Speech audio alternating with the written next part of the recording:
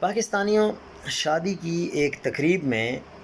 ایک بہت ہی قریبی دوست کی نون لیگی منسٹر سے ملاقات ہوئی۔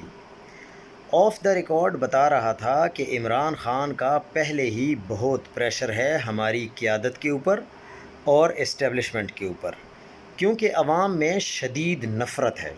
لیکن اب جس قسم کا فیصلہ خان نے سہیل آفریدی کو لگا کر کیا ہے،